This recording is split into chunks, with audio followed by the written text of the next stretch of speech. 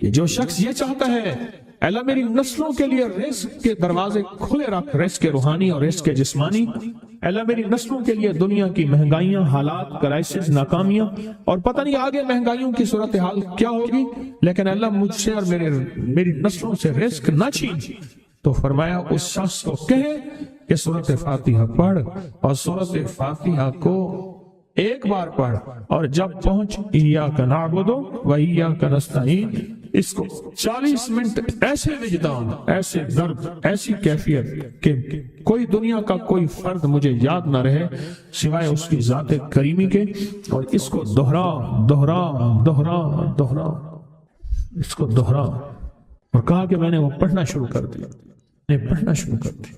شیخ حامد کوفی کہتے ہیں کہ کوفہ میں ہمارے ہاں ایک رئیس تھا، اور لوگ اس کے در سے کھاتے تھے، اور لوگ اس کے در سے بہت لیتے تھے، اور بہت سخاوت چلتی تھی، اور سنا تھا کہ اس کے والد بھی ایسے رئیس تھے، اور سنا تھا اس کے دادا بھی ایسے رئیس تھے، اور یہ بات سنی تھی کہ اس کے دادا نے کوئی عمل کیا تھا، اور ایسا نہیں، دادا کے بڑوں نے کوئی ایسا عمل کیا تھا جس میں اللہ سے نسلوں کے لیے رزق اور رزق کے خزانے منوائے تھے۔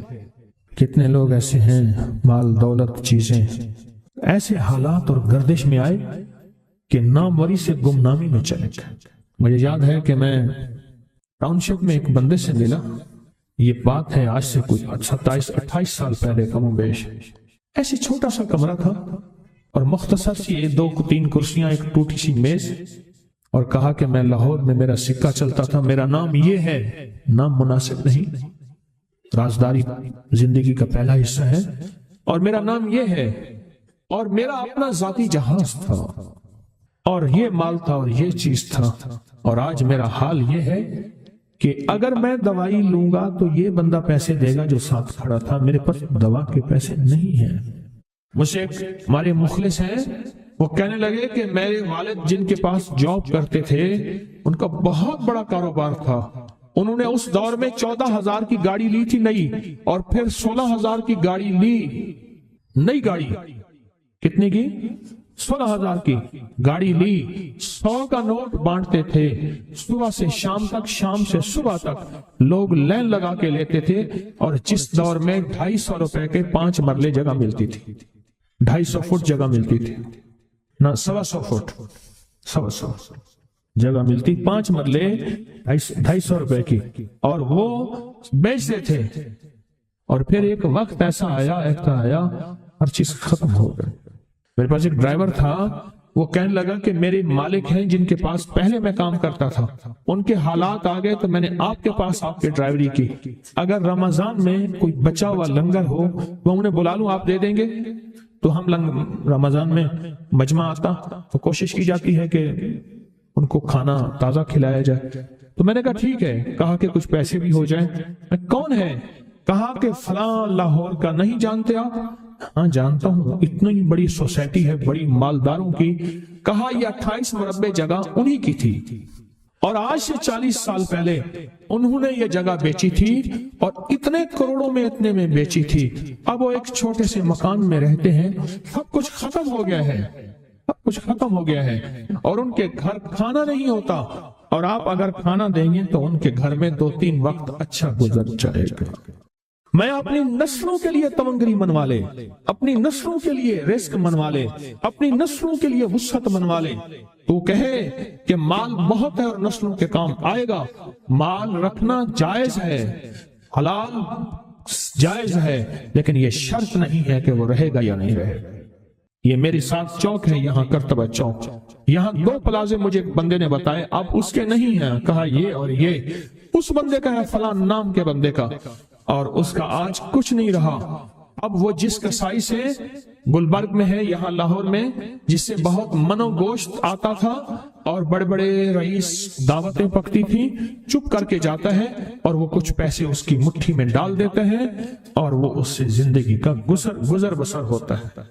میں یہاں لاہور میں فیروز پور روڈ پہ ایک جگہ گیا، تو انہوں نے وہ جگہ پہ کھڑے ہو کے دکھایا، وہ سامنے جو بنگلہ ہے، میں نے کہا وہ تو محل ہے، کہہ رہے یہ اس بندے کا ہے، اب ایک کمرہ اس کو ہم نے دیا ہوا ہے، اور وہ بنگلہ، وہ محل، وہاں وہ کھڑکی اس طرف کی بند رکھتا ہے کہ میری نظر اس پہ نہ پڑے، وہ سب کچھ اس سے چھن گیا ہے۔ سنیں، یاد رکھیں، جو اللہ کے خزانوں سے ملتا ہے وہ تیری جیب سے جا نہیں سکتا، وہ دنیا کی جیبوں اور مالوں سے جو ملتا ہے وہ تیری جیب میں رہ نہیں سکتا۔ یہ جو عمل ہے نا، نسلوں کے لیے رزق منوانا، برکت منوانا، نسلوں کے لیے، نسلوں کے لیے رزق منوانا، نسلوں کے لیے برکت منوانا، یہ جو عمل ہے، بس اب میں نے آپ کو عرض کیا نا کہ آپ پوچھیں کتنے دن کریں گے، میں نے کہا دل خود بولے گا، من خود بولے گا، اندر خود بولے گا۔ میں نے آپ کو کچھ واقعات سنائے ہیں، بڑی بڑی ہستیوں کے واقعات، بڑی بڑی ہستیوں کے واقعات۔ یہ اس میں سعودی عرب مکہ مکرمہ میں ایک جگہ ہے، اس کا نام خالدیہ ہے سوسائٹی۔ میں وہاں ایک عرب سے ملا، شیخ ابو ترکی اسے کہتے تھے، تو اردو عربی تو مجھے آتی نہیں، بس تھوڑی بہت ایسے شدھ بدھ ہے، تو وہ تھوڑی ہی دیر میں کہتے تھے، ایسے اٹھتے تھے نا، کہتے تھے اللہم ایاک نعبد و ایاک نستعین۔ میری ان سے چند ملاقاتیں ہیں، بوڑھے تھے، بابے تھے، کہ ان کے بڑے آئے تھے، اصل میں خلافت عثمانیہ تھی تو ان کے بڑے ترکیہ سے آئے تھے، تو پھر مکے میں رہتے رہتے تو وہیں کے ہو گئے۔ ان کا جو خادم تھا وہ اردو بولنے والا تھا اور انڈیا کا تھا، اس سے میرا تعلق تھا۔ تو میں نے اس سے پوچھا، میں نے کہا تیرا جو ہے یہ بابا یہ کیوں پڑھتا ہے؟ یہ پتہ نہیں، میں سے پوچھ کیوں پڑھتا ہے؟ اس نے کہا جلالی بابا ہے تو کہے گا مجھ سے۔ میں نے کہا میرا کہے، اچھا وہ میرے اشارے دیکھ رہا تھا، تو اس نے عربی سے پوچھا کیا کہتا ہے؟ اس نے ڈرتے ڈرتے کہا کہ جی آپ یہ کیوں پڑھتے ہیں؟ تو بڑا خوش ہو گیا، کہنے لگا پہلا بندہ ہے جس نے مجھ سے پوچھا، آج تک کسی نے پوچھا نہیں، پہلا بندہ ہے جس نے مجھے یہ پوچھا ہے۔ کہا جب ہم چھوٹے تھے ہمارے پاس بہت غربت تھی اور تنگ دستی تھی، تو میرے والد ہمیں بٹھا لیتے تھے اور ہم سورۃ فاتحہ پڑھتے تھے، اور جب پہنچتے تھے نا ایاک نعبد و ایاک نستعین پر، تو پھر اس کو میرے والد کہتے تھے دہراؤ، بہت زیادہ پڑھو، بہت زیادہ پڑھو، بہت زیادہ پڑھو، بہت زیادہ پڑھو۔ کام پڑھتے تھے، بہت زیادہ پڑھتے تھے، بہت زیادہ پڑھتے تھے، اور کہا میرے والد پھر دعا کرتے تھے اور ہم آمین کہتے تھے، اور میرے والد کہتے تھے چلو مبارک ہو، ہمیں جو ہے اللہ پاک وہ فلاں چیزیں، وہ حلاوے، وہ چیزیں کھلائیں گے۔ کہہ رہے ابے کو دیکھتے تھے، ابا جی ہمارے پاس تو پیٹ بھر کے روٹی نہیں ہے، آپ کہتے ہیں اللہ وہ کھلائے گا، وہ کھلائے گا، اور ابا ایسے خوش ہو جاتا تھا۔ کیوں؟ ابے کو یقین تھا کہ سورۃ فاتحہ اس کریم نے قبول کر لی اور میرا کام ہو گیا۔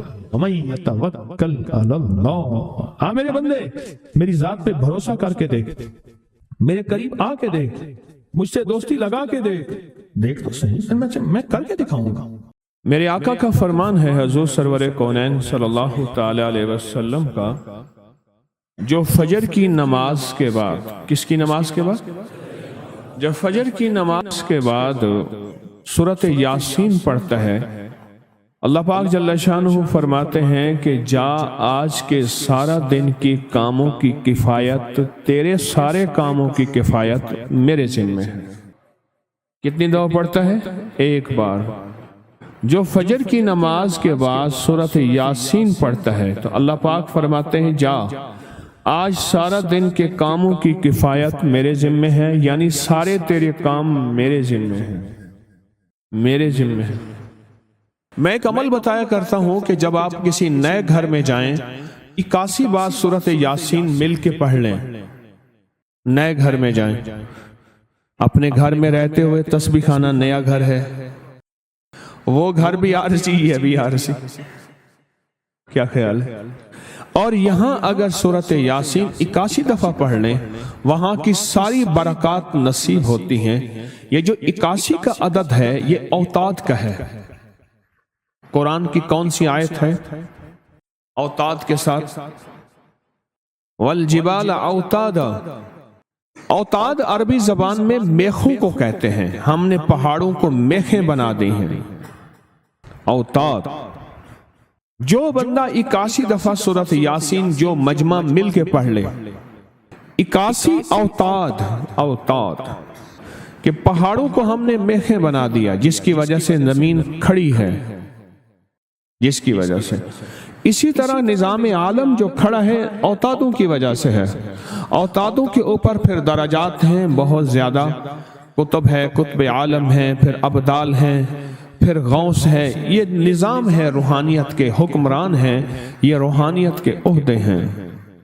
जो मजमा मिल के फजर की नमाज के बाद 81 दफा सूरत यासीन पढ़े, आप तो 81 से ज्यादा पढ़ चुके हैं। सोचें, कई 81 पढ़ चुके हैं, बहुत बड़ा मजमा है माशाअल्लाह। 81 दफा सूरत यासीन मजमा मिल के पढ़े और मुखलिसीन का मजमा हो। ये शक है कि मुखलिसीन है या नहीं है। मसलन आप जाएं और आप जाके कहीं से बंदे इकट्ठे करके लाएं और उन्हें लाख मुखलिस होने का 1 घंटे का घोटा लगाएं और उनसे बात करें, फिर भी शक है मुखलिसीन हैं या नहीं है। और यहाँ अल्हम्दुलिल्लाह आप सारे मुखलिसीन बैठे हैं, कहें अल्हम्दुलिल्लाह। अल्लाह के लिए आने वाला मुखलिस है, अल्लाह के लिए रहने वाला मुखलिस है, अल्लाह के लिए बैठने वाला मुखलिस है। जब मुखलिस हों और 81 दफा सूरत यासीन पढ़ें तो फरमाया अल्लाह जल्ला शान हो उसकी जगह के लिए एक लफ्ज है, रब्बे अदखिलनी मुदखल सिद्किन व अखरिजनी मुखरज सिद्किन वजअलनी मिन लदुनका सुल्तानन नसीरा। इसका मफहूम ये है, आयत का तर्जमा अब मैं मफहूम बयान कर रहा हूँ। ए मेरा मौला, मेरा यहाँ आना, अदखिलनी मुदखल सिद्किन व अखरिजनी मुखरज सिद्किन, मेरा रहना, मेरा जाना, मेरा आना, मेरा बैठना। ऐ सखी आका, इसको ऐसे बना दे जैसे तेरी बारगाह में कोई बादशाह होता है, कोई सुल्तान होता है और कोई बड़ा होता है, और तू उसके लिए क्या मसनदें बिछाएगा अपने खजाने गैब में, जो तेरे खजाने में बादशाह, जन्नत का हर जन्नती बादशाह होगा, हर जन्नती बादशाह होगा। उसके लिए कालीन होंगे, उसके लिए नेमतें होंगी, उसके लिए इनामात होंगे और उसके लिए हैरत अंगेज बरकतें होंगी। फरमाया जो 81 दफा पढ़ेगा अल्लाह के खजानों में, उसका शुमार बादशाहों में होगा। जो 81 दफा सूरत यासीन पढ़ता है उसकी चाहत से मिलता है, जरूरी नहीं वो कहे। इसको गहराई से सोचें, इसको फिर सोच के सोचें। जो 81 दफा सूरत यासीन पढ़ता है उसकी किससे मिलता है? चाहत से मिलता है। वो जो चाहता है अल्लाह दे देता है। फजर की नमाज के बाद 81 दफा सूरत यासीन पढ़ने से अल्लाह उसकी चाहत के मुताबिक दे देता है। हजरत गैसू दराज बंदा नवाज एक बुजुर्ग गुजरे हैं, बहुत बड़े अल्लाह वाले थे, उनकी जुल्फें थी गैसू दराज। उनका मामूल था कि उनकी खानकाह में रोजाना 81 दफा सूरत यासीन पढ़ी जाती थी और फिर दुआ मांगी जाती थी। जितने अफराद होते थे 81 होते थे, थोड़े होते थे, आपस में तकसीम करके फजर के बाद सूरत यासीन पढ़ते थे और पढ़ने के बाद फिर दुआ मांगते थे। और एक बात अल्लाह से कहते थे कि अल्लाह, या अल्लाह, इन पढ़ने वालों और इन पढ़ने वाली की 81 नस्लों को अल्लाह ना मोहताज बनाना, ना फकीर बनाना, ना मंगता बनाना और ना अपाहज बनाना। अल्लाह के उस वली की ये दुआ होती थी। और सूरत यासीन कितनी दफा पढ़ी जाती थी? हैं जी? 81 दफा सूरत यासीन पढ़ के दुआ मांगते थे। और कुदरत का निजाम देखें, तारीख बताती है कि उनके उस महफिल में बैठने वाले जितने भी थे, जिन्होंने दिल की गहराइयों से, सच्चे जज्बे से, ये नहीं है कि फजर पढ़ के सो गए या फजर से पहले ही सो गए, सच्चे जज्बे से जिन्होंने पढ़ा, अल्लाह पाक ने उनकी नस्लों में रिस्क, वुसअत, दौलत, ईमान, आफियत, बेटे, नेमतें, खैरें और बरकतें अता की। अल्लाह ने उनकी नस्लों में वो चीजें अता की जिन्होंने फजर की नमाज के बाद मिल बैठकर 81 बार सूरत यासीन पढ़ी। क्यों? 81 औताद हैं। और दरूद दुनिया के मसाइल का हल है, कर्जों का, बीमारियों का, बे औलादियों का, मुश्किलात का, परेशानियों का हल है।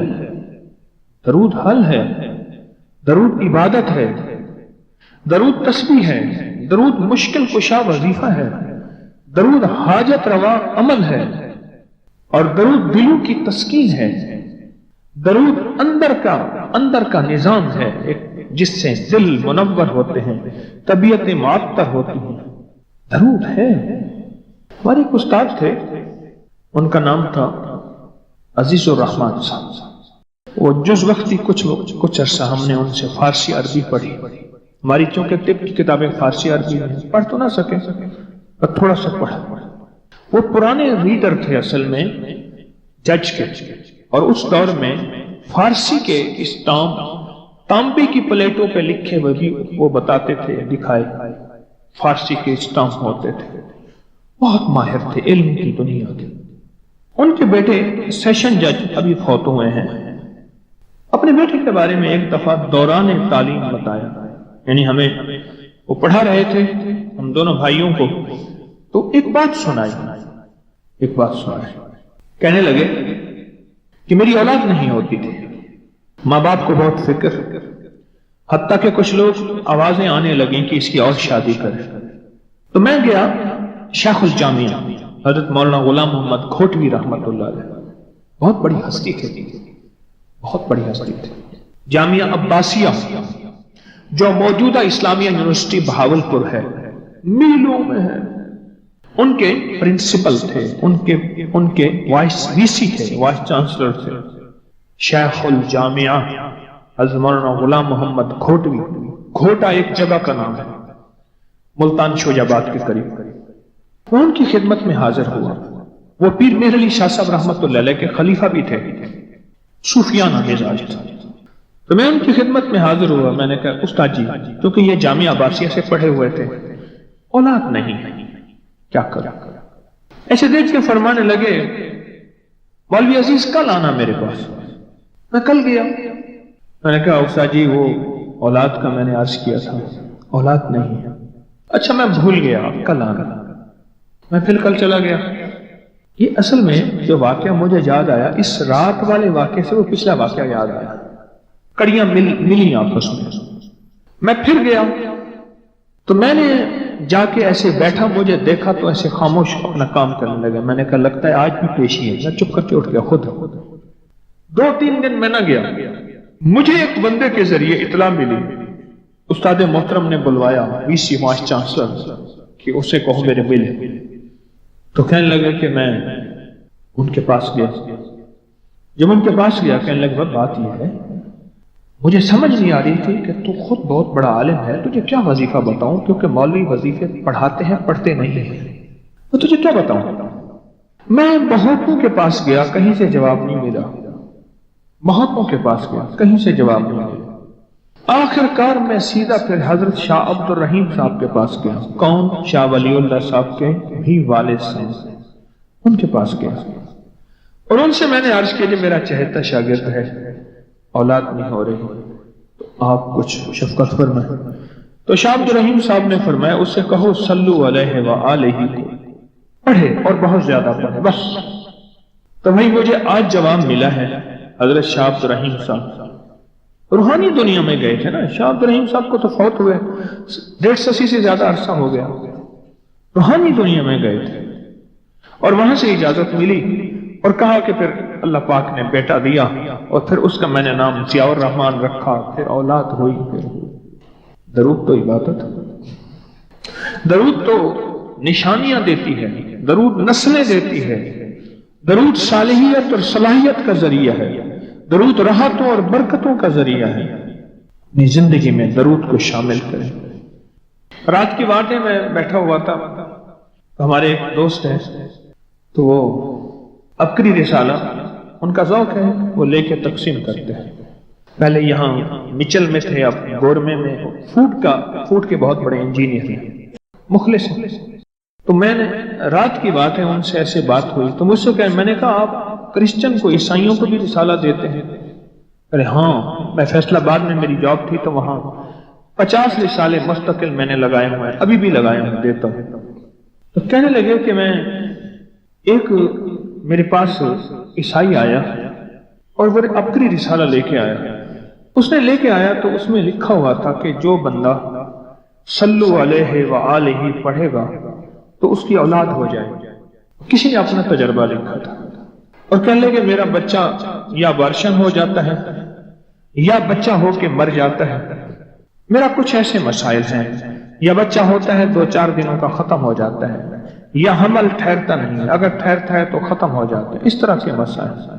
تو کہنے لگے میں تو کرسچن عیسائی ہوں، تو پھر یہ تو مسلمانوں کا وظیفہ ہے. میں نے کہا تم ہمارے نبی محمد کو مانتے تو ہو نا، نبی ہیں؟ کہے ہاں. بس ٹھیک ہے، تم بحیثیت نبی پڑھ لو. محمد صلی اللہ تعالی علیہ وسلم نبی ہیں، یہ تو مانتے ہو نا. عیسائی نے پڑھنا شروع کر دیا صلو علیہ وآلہ. کہنے لگے کچھ ہی عرصے کے بعد ڈبہ لے کے آیا کہ اب میرا بچہ 1.5 ماہ کا ہو گیا. کتنے عرصے کے بعد؟ ظاہر 9-10 مہینے 11 سال کے بعد ڈبہ لے کے آیا وہ عیسائی کرسچن کہ میرا بچہ ہو جائے. شیخ رحمت اللہ علیہ کو عشق مصطفیٰ اور محبت حب آل رسول اور حب رسول بہت زیادہ غالب تھا. تو ایک دفعہ بیٹھے بیٹھے دل ہی دل میں آیا اور بے ساختہ منہ سے نکلا بلغ العلا بے کمالی کشفت دجا بے جمالی حسنت جمیع خصال. اب اگلا لفظ نہیں مل رہا. جو شاعرانہ ذوق ہوتا ہے، جو شاعرانہ مزاج ہوتا ہے، اس میں وزن کا بہت خیال ہوتا ہے. وزن. اللہ کے حبیب نے زندگی میں ایک شعر کہا ہے. صدیق اکبر فرمانے لگے یا رسول اللہ وزن کے اعتبار سے شعر ٹھیک نہیں ہے، اور اللہ نے اپنے نبی کا معجزہ دکھانا تھا. اگر وہ شعر ٹھیک ہوتا تو پھر دشمنوں کی یہ بات ٹھیک ہوتی کہ یہ اپنی طرف سے قرآن میں گھڑ کے لاتے ہیں. بات نہیں سمجھ؟ یا رسول اللہ ادب سے عرض کیا، کیونکہ عرب کا ہر شخص فصاحت و بلاغت و شاعری میں آگے تھا. یہ شعر وزن کے اعتبار سے کمزور ہے، ٹھیک نہیں. آپ نے فرما دیا پر وزن کے اعتبار سے کمزور ہے. میرے رب نے اپنے حبیب کا یہ معجزہ ہے، یہ میرے حبیب کی سچائی اور صداقت ہے کہ یہ قرآن غاروں سے بنا کے نہیں لائے، یہ قرآن وحی ہے. وما ينطق عن الهوى ان هو الا وحی یوحی، کہ میرے حبیب اپنے طور پہ نہ کچھ بولتے ہیں، نہ کچھ سوچتے ہیں، نہ کچھ کرتے ہیں، کچھ بھی نہیں جو وہ کہ وحی نہ ہو جائے. یہ میرے حبیب کی صداقت اور سچائی کی عرشی تصدیق ہے کہ ایک شعر بھی نہیں کہہ سکے. اگر وہ شعر لاجواب ہوتا تو پھر دشمنوں کے الزامات کو تقویت ملتی. اب سوچ رہی ہیں کہ اگلا اس ربائی کو، اس شعر کو پورا کرنا ہے، کیسے ہو؟ میرے حضور خام میں تشریف لائے اور فرمان لگے کہ صلو علیہ وآلہ. میں نے پڑھنا شروع کیا، اور اللہ نے مجھے اولاد عطا فرما دی. کیا نعمت ہے، کیا کمال ہے.